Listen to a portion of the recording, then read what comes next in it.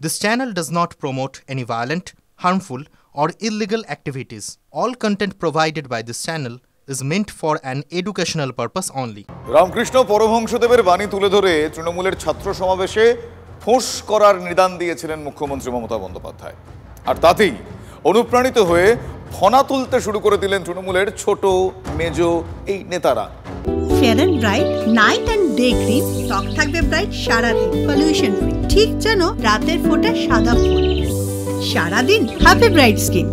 আরজিকর কাণ্ডে প্রতিবাদীদের দমাতে কেউ কুকথার বন্যা ছোটালেন, কেউ আবার হাত গুড়িয়ে দেওয়ার, ঠ্যাং ভেঙে ফেলার হুঁশিয়ারি দিচ্ছেন। ফোঁস করার নিদান দিয়েছিলেন তৃণমূল নেত্রী মমতা বন্দ্যোপাধ্যায়। বদলা নয় বদল চাই স্লোগান টেনে বলেছিলেন, আপনারা ভালো বুঝে করবেন। যেটা করার দরকার সেটা আপনারা ভালো বুঝে করবেন। আপনাদের কাজ হচ্ছে চক্রান্তকারীদের মুখোশ খুলে দিয়ে ফোঁস করতে শিখুন, ফোঁস করতে শিখুন। তারপরেই জেলায় জেলায় তৃণমূল নেতাদের মুখে বদলার সুর, হুমকির ছড়া। তার মতো গুজুর গুজুর ফুসুস ফুসুস করবে, হাতগুলো গুঁড়িয়ে ভেঙে দেব আপনাদের। দাগের বাড়ি মারবেন, হাত পা ভাঙবেন, মারবো মারবো মারবো। তিলোত্তমার হয়ে বিচার চেয়ে প্রতিবাদের সুর বাংলা জুড়ে। শুধু শহর নয়, গ্রামেও ছড়িয়েছে আন্দোলন। নাগরিকের প্রতিবাদ, বিরোধীদের প্রতিবাদ, প্রতিবাদে প্রতিবাদে নাজেহাল শাসক। তৃণমূল নেতাদের কথাতেই স্পষ্ট। হুমকি দেওয়ার তালিকায় 1 নম্বরে বাঁকুড়া। কুকথা বাঁকুড়া সাংসদ অরূপ চক্রবর্তীর মুখে। মিছিল করে দেখাও কটা লোক বলছে আমরা সরকারি সাহায্য চাই না, তাহলে জানতে পারবো তোমরা বাপের বেটা। ওই কুত্তার মতো গুজুর গুজুর ফুসুস ফুসুস করবে আর ইনকিলাব জিন্দাবাদ করবে, কাস্তে হাতুড়ি দেখাবে, আর ভোটের আগের দিন পদ্ম ফুলে ভোট মেরে দেবে। তোমাদেরকে বিশ্বাস করবে। বিরোধীদের হাত গুড়িয়ে ভেঙে দেওয়ার হুমকি বাঁকুড়া বর্জরার ব্লক তৃণমূল সভাপতির গলায়। অরাজনৈতিক নাম দিন, রাজনীতির পতাকা দয়া করে বের করুন, হাতগুলো গুঁড়িয়ে ভেঙে দেব আপনাদের। এটা তৃণমূল কংগ্রেসের প্রতিজ্ঞা। আরো এক ধাপে গিয়ে বিজেপি বিধায়ক অমরনাথ শাখাকেও মারার হুমকি দিয়েছেন বাঁকুড়ার কতুলপুর ব্লকের তৃণমূল সভাপতি। তার নিদান, আইনকে হাতে তুলে নিয়ে বলছি, আমি ব্লক সভাপতি হিসাবে বলছি, যেদিন এই রাস্তা দিয়ে অমর শাখা পেরিয়ে যাবে, গাড়ি থেকে নামিয়ে তাকে মারবো মারবো মারবো মারবো। আরো অনেকেই আছেন এই তালিকায়। বিজেপি নেতাদের পা ভেঙে দেওয়ার হুমকি বাঁকুড়া সোনামুখী তৃণমূল নেতার। যদি কোনো অশান্তি পাকানোর চেষ্টা করে, ছাতা ছোট হুমকি হাতে নিয়ে কোমর থেকে পা পর্যন্ত ঠ্যাংগুলো ভেঙে দেবে। বীরভূমের বাঘ অনুব্রত মণ্ডল 2 বছর ধরে জেলে, কিন্তু শূন্যস্থান ফাঁকা নেই। হুমকি দেওয়ার মতো নেতার অভাব নেই। বিজেপি নেতাদের ডাং দিয়ে মেরে 6 মাস হাসপাতালে রাখার হুমকি মল্লারপুরের তৃণমূল নেতার।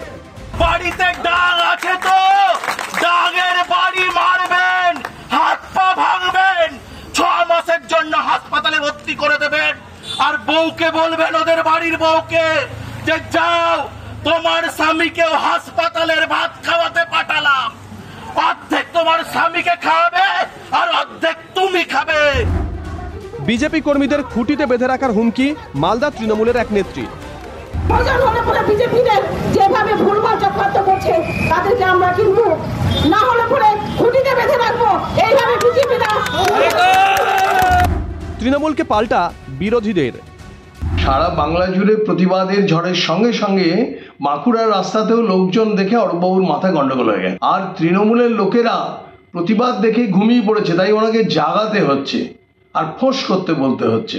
বাবুরাম সাপুরে তার বিষধর সাপগুলিকে ফোঁস ফোঁস করতে বলেছেন। তিনি ঝুলি থেকে সাপগুলোকে বার করে দিয়েছেন, তারা ফোঁস ফোঁস করে বেড়াচ্ছে ব্লকে ব্লকে। বিরোধীরা বিরোধিতা দেখাতে পারবেন না, শাসক দল আস্ফালন দেখিয়ে যাবে। এটা কি গণতন্ত্রের পক্ষে আদৌ শুভ? Bureau report, TV9 Bangla.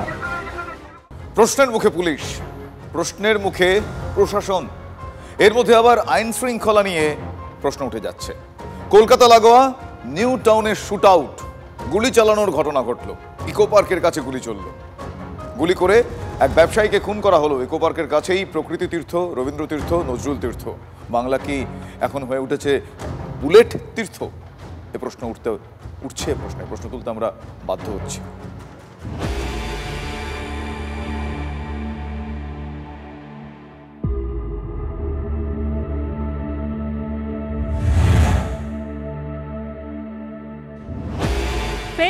খুনি, এবার নিউ টাউনে প্রকাশ্যে গুলি করে এক ব্যবসায়ীকে খুন। ফের শুট আউটের ঘটনা নিউ টাউন এলাকায়। নিউ টাউনের ইকো পার্কের রাম মন্দিরের নিকটে ঠিক এই যে জায়গা, এই জায়গাতেই গতকাল রাত্রি 10টা নাগাদ, যেটা খবর পাওয়া যাচ্ছে 10টা নাগাদ শুট আউটের ঘটনা ঘটে। জানা গিয়েছে দুই দুষ্কৃতী বাইকে এসে এলোপাথারি গুলি করে। ঘটনাস্থলে নাসিরউদ্দিন খানের মৃত্যু হয়, কিন্তু প্রশ্ন হলো হারোয়ার বাসিন্দা নাসিরউদ্দিন খানকে কেন খুন করা হলো। জানা গিয়েছে নাসিরউদ্দিন ইটভাটার ব্যবসার সঙ্গে যুক্ত, একই সঙ্গে কয়েকটি ইটভাটায় কয়লাও সরবরাহ করতেন নাসিরউদ্দিন। ব্যবসায়ী নাসিরের পার্টনার কাজী রফিকুল ইসলাম ওরফে পরাগ। পুলিশ সূত্রে প্রাথমিকভাবে খবর পাওয়া যাচ্ছে যে পরিবারের তরফ থেকে এই নাসিরের যে ব্যবসায়িক পার্টনার রয়েছে পরাগ বলে যে পরিচিত, তার বিরুদ্ধে লিখিত অভিযোগ দায়ের করা হয়েছে। জানা গিয়েছে ব্যবসায়িক কারণে পার্টনার পরাগের সঙ্গে মাসখানেক ধরে ঝামেলা চলছিল নাসিরউদ্দিনের। হাড়ুয়াতে ভাটা ছিল, তো ওই ভাটার সাথে যে ওনার 50% শেয়ারে আছে, মানে একটা পার্টনার আছে ওর সাথে প্রায় 1 মাস ধরে, 1 মাসের বেশি 2 মাস ধরে ঝামেলা হচ্ছে। মীমাংসাতে ওর পার্টনার যেতে চায়নি, ওই মীমাংসাটারই ওয়েট করছিল যে কখন হবে, আর তার মধ্যেই আজকে এটা হয়ে গেল। পরিবারের দাবি মোটা অঙ্কের টাকা নিয়ে দুই ব্যবসায়ীর মধ্যে গন্ডগোল ছিল। প্রায় 70-75 লাখ টাকার মতন হিসেবের গন্ডগোল হলেও হতে পারে। পরিবারের অভিযোগের ভিত্তিতে তদন্তে নেবে রবিবার নিহত নাসিরউদ্দিনের ব্যবসায়িক পার্টনার কাজী রফিকুল ইসলাম ওরফে পরাগকে গ্রেপ্তার করে পুলিশ। যদিও ধৃতের দাবি সম্পূর্ণ মিথ্যে এটা। আপনার বিরুদ্ধে তো অভিযোগ রয়েছে, অভিযোগ থাকলে আপনারা সবই জানতে পারবেন। নিউ টাউনে শুট আউটের ঘটনায় রাজ্যের আইন শৃঙ্খলা নিয়ে সরব বিরোধীরা। শুধুই কি ব্যবসায়িক কারণ, নাকি খুনের পেছনে রয়েছে অন্য কোনো রহস্য, খতিয়ে দেখছে বিধাননগর কমিশনারেটের গোয়েন্দা শাখা। ঘটনাস্থলের সিসি ক্যামেরায় নজর তদন্তকারীদের। রঞ্জিত অরিত্র আজিজের রিপোর্ট, TV9 বাংলা।